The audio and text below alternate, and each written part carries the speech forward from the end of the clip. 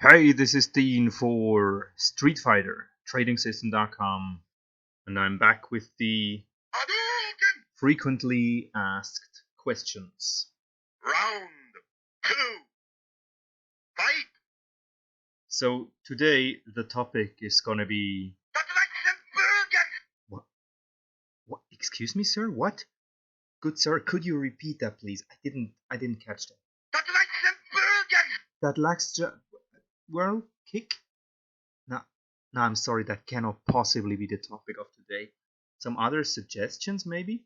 Tiger! No, tiger. Not. Tiger! No, it's not always tigers. Tiger! Uppercut! Man, Ryu, help me.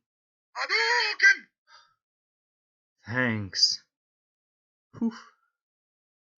Well, now that they're away, I can say that the topic is short-term trend lines, STT. So, if you have a trend that can consist of just a couple of bars, right? It doesn't have to be a huge, 1 hour lasting trend. It's sometimes just a couple of bars. And while it might seem obvious that, yeah, okay, this is a down like move or so, you still wanna try to draw these trend lines.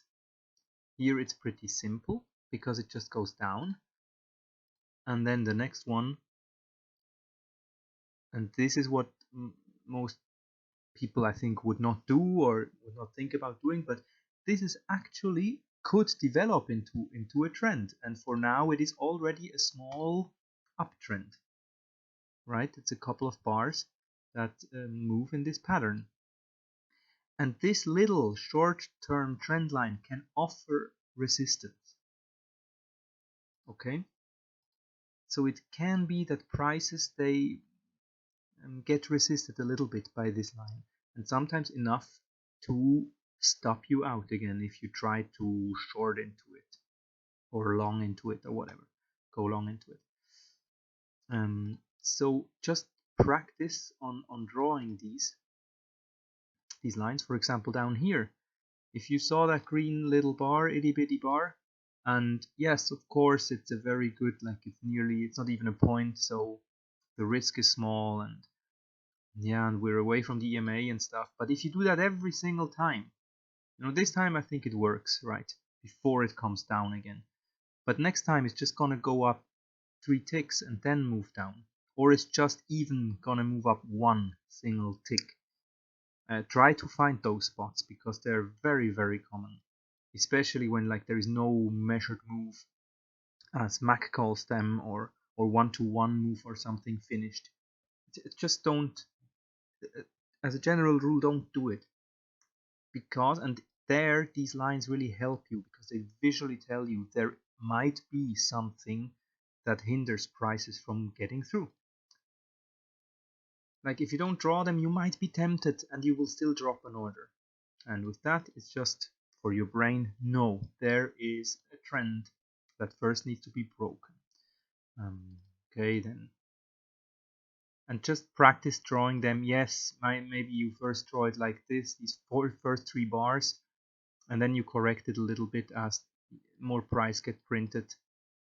And yeah, maybe you will be off a bit, like you draw it like that, okay, but then you see this just touches this second bar, and you want to touch as many bars as possible such that it fits also on the other side. This is a little help